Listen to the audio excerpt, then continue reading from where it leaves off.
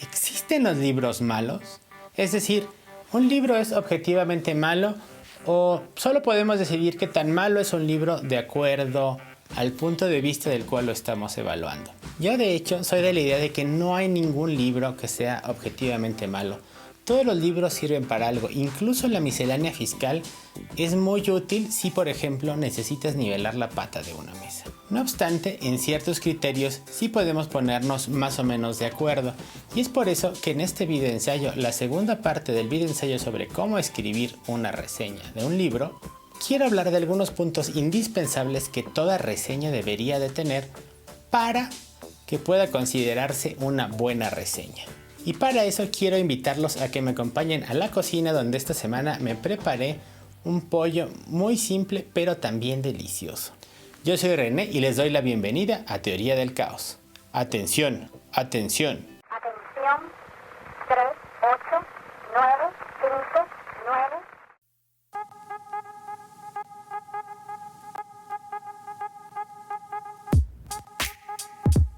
Así como no puedo concebir marinar un pollo sin poner un poco de jengibre, ¿cuáles son los ingredientes indispensables para que una reseña no quede desabrida? Sin importar el tipo de reseña, estos son mis 5 elementos indispensables para hacerla. 1. Leer el libro. Puede sonar obvio, pero la realidad es que no todos leen el libro que van a reseñar. Sobre todo, si te regalaron el libro, cobras por la reseña o el libro no es muy bueno que digamos, la tentación de no leerlo es demasiado grande. Y no puedo culparlos. Leer algo que no te gusta, aunque sea por dinero, puede ser una tortura. Pero para todos los demás casos, leer el libro es lo mejor. Hay que leerlo con atención y de preferencia tomar notas. Digo tomar notas porque pienso que subrayar un libro es un pecado que merece muerte en la hoguera. A menos claro que subrayes en el Kindle, en cuyo caso también puedes tomar notas ahí. 2. No cuentes todo el libro y menos cuentes el final. Una reseña no es un reporte de lectura. No se escribe para demostrar que leíste el libro completo. De hecho, en ciertos círculos, contar toda la trama puede despertar sospechas de que no lo leíste. Más importante es no contar el final. No soltar spoilers. Hay a quien no le importan los spoilers, pero hay a quien sí.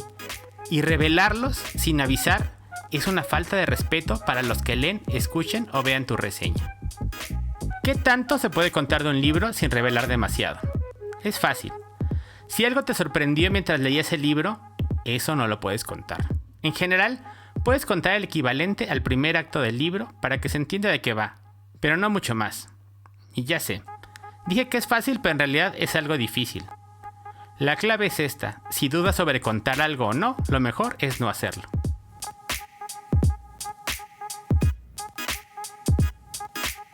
3. Ponle un poco de teoría literaria. En la primera parte de este video, me quejé de las reseñas que usan demasiada teoría y aparato crítico, pero por el contrario, ignorar la teoría hace que las reseñas sean demasiado planas y aburridas. Cosas básicas como comprender el uso de los puntos de vista y el tiempo verbal, la diferencia entre el narrador y el autor, la métrica, el ritmo y un poco sobre figuras retóricas hará que tu reseña sea mucho más clara e interesante. Piensa que la teoría es un poco como la sal del guisado. Si le pones demasiado, va a saber espantoso. Pero si no le pones nada, quizás sea bueno para tu presión sanguínea, pero va a saber horrible. La buena noticia es que todo lo que tienes que saber para aplicar teoría literaria, seguro lo aprendiste en la educación básica. La mala es que seguro estabas dormido en la clase, así que quizá necesites buscar algún libro de introducción. La mejor noticia es que todos estábamos dormidos durante esa clase, así que la mayoría no se dará cuenta si cometes algún error. 4. Céntrate en el libro. Cuando nuestra reseña tiene un objetivo en número de caracteres, palabras o minutos, es muy tentador rellenar nuestra reseña con detalles superfluos, por ejemplo, sobre la biografía del autor, sobre el editorial, sobre algún crítico o metodología que usas para reseñar el libro, o quizás sobre las credenciales del reseñista. Pero la verdad es que todos estos detalles no solo son superfluos, son el equivalente a encontrarte un cabello en la sopa. nunca vas a querer volver a comer en ese restaurante. 5. No te centres en el libro. Si en el primer punto decía que es sencillo reseñar un libro sin leerlo, se debe a dos cosas. En primera, que la mayoría de los libros se parecen mucho entre sí y son previsibles. Y en segunda, a que las reseñas se leen por el reseñista y no por el libro en sí. No importa que nadie te conozca, que seas un booktuber con 20 visitas por video o que seas un crítico literario que publica en El País. Tu reseña va a decir más de ti y de tus gustos que del libro que estás leyendo. Si el lector o espectador de tu reseña se reconoce en ti, confiará en la reseña y volverá por más. Si te odia, también va a volver por más. Sabrá que si algo te gusta, no le va a gustar a él y viceversa. Pero si eres tímido y no quieres mostrarte, y no quieres mostrar tus gustos en una reseña, recuerda que los lectores, como los lobos, pueden oler tu miedo. Y también, ojalá y pudieran oler este rico camotito que estoy asando en la parrilla. Sin embargo, no hay que olvidar que el ingrediente indispensable de toda reseña de un libro es justamente ese libro. Nosotros vamos a mezclar ese ingrediente con muchas otras cosas para preparar un platillo distinto e interesante. Pero la mejor forma de incluir ese ingrediente principal es justamente citarlo. Incluir citas textuales del libro nos van a permitir apoyar y contrastar todas las cosas que estemos opinando sobre ese libro, y va a permitir al espectador o lector de nuestra reseña a contrastar aquello que estemos diciendo con lo que se encuentra en el libro en sí. Y es por eso que encontrar una reseña de un libro que no tiene ni una cita textual chiquita es causa de sospecha.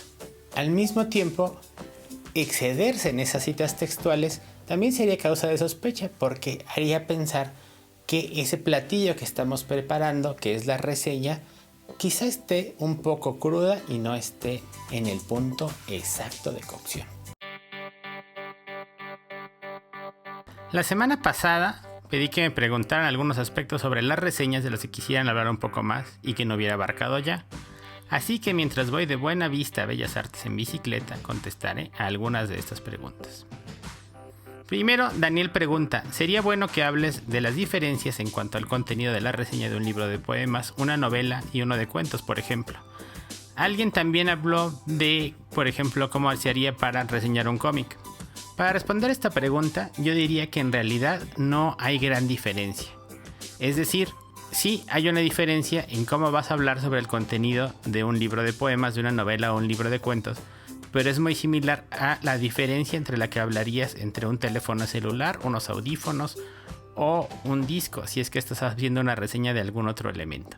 Es decir, tienes que utilizar un lenguaje para la descripción que vaya acorde con el tipo de contenido del libro que estás reseñando. Pero en realidad la esencia de la reseña no va a ser esa descripción del contenido, sino tu opinión sobre ese contenido. Claro, si no tienes el lenguaje para poder describir el contenido, va a ser todavía más complicado que puedas tener el lenguaje para dar una opinión sobre él.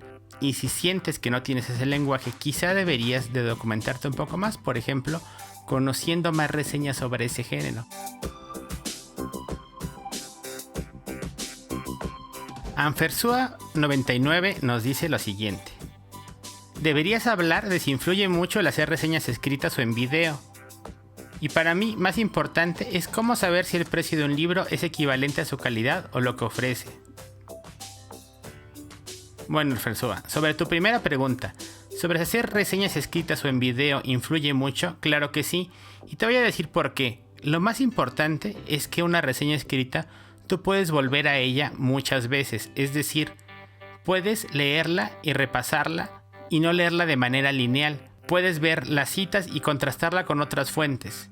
Mientras tanto que lo que pasa en el video, de la forma en la que está diseñada para verse, es de forma lineal, sin detenerse, necesariamente, sin dar mucho espacio para la reflexión. Por lo tanto, la reseña escrita se presta un poco más a ser una reseña racional y la reseña en video se presta a ser emotiva.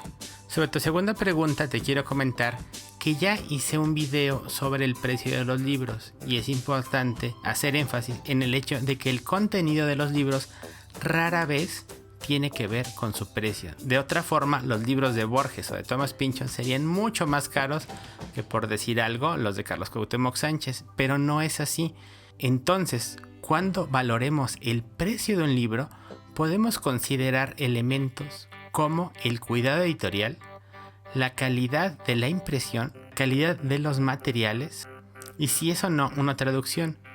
Pero no podemos en realidad hacer ninguna correlación entre el precio de un libro y su contenido. A menos, claro, que sea un libro de texto universitario, en cuyo caso es casi seguro que va a ser muy bueno y muy pero muy caro.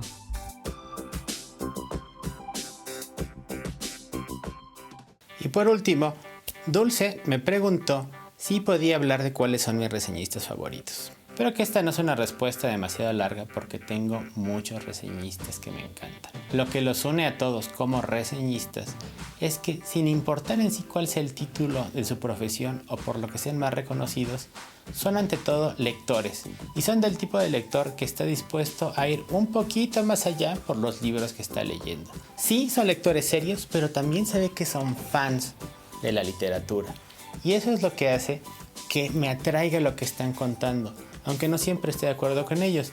Y de hecho, la primera categoría en que voy a englobar algunos de mis reseñistas favoritos son aquellos que creo que son muy buenos cuando reseñan libros, pero con los que nunca estoy de acuerdo con lo que dice, y eso de hecho me gusta porque me permite contrastar lo que yo pienso con sus opiniones. Y entre ellos están, por ejemplo, críticos muy importantes como Michio Kakutani, James Wood o Harold Bloom. También gente no tan importante, pero muy buenos como Christopher Domingos Michael y Heriberto Yepes. Es decir, lectores que por sus puntos de vista ideológicos o estéticos nunca estoy de acuerdo con ellos, pero que te transmiten esa pasión por los textos que están ensalzando o deshaciendo. Luego hay varios reseñistas que sobre todo son críticos y novelistas y escritores que pertenecen a la generación mutante en España y que no solo me parecen excelentes, sino que les gustan las mismas cosas que a mí, entonces cuando hablan de algo con pasión sé que me va a gustar. Y entre ellos, por ejemplo, está Juan Francisco Ferré, Jorge Carrión y Vicente Luis Mora. Otros lectores apasionados que también son escritores y que me encantan son, por ejemplo, Yuri Herrera, Gabriela Damián, Armando Saldaña Salinas, que creo que es un gran lector también, ya lo he dicho en otra ocasión. Ahí también pondría a los también escritores Luis Panini y Franco Félix, a Rodolfo J.M. De España también Antonio J. Rodríguez, aunque hace mucho que no leo una crítica suya. En YouTube hay dos canales que me parece que hacen muy buenas reseñas.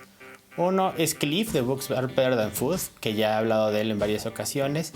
Y hay un par de chicas chilenas, su canal no sé si lo voy a pronunciar bien, sí, creo que se llama Lenavia Books, que también son muy buenas, se ve que son muy apasionadas de todo lo que leen. Podría seguirme mucho tiempo hablándoles también de mucha gente que tengo en Twitter, en Facebook, que quizá no tengan muchos seguidores y probablemente ni siquiera los conocerían muy bien. Yo tampoco los conozco y en realidad solo los sigo porque leen libros que me gustan y saben recomendarlos. Y por supuesto también confío mucho en el criterio de Dulce para los libros que le gustan y los que no. No sé si por eso me estaba haciendo esa pregunta, si era capciosa o no, pero también podrían seguirle ahí en Twitter, aunque creo que tiene su cuenta en privado, entonces no sé. Y bueno, con eso quiero terminar este video. No sin antes recordarles que si les gustó, aunque sea un poquito, les agradecería mucho que me dejaran un like. Cada like que le dan a este video disminuye las posibilidades de que los devore un pequeño titán samurái. Les agradecería mucho que me dejaran un comentario. Me gustaría saber si quieren que reseñe algún libro en especial. De preferencia uno que no haya leído y que crean que me vaya a gustar a mí. Pero si no saben qué comentario dejar y solo quieren hacerme saber que llegaron hasta el final de este video, siempre pueden escribir. La vida se trata de ir encontrando libros y a las personas que los traen cargando.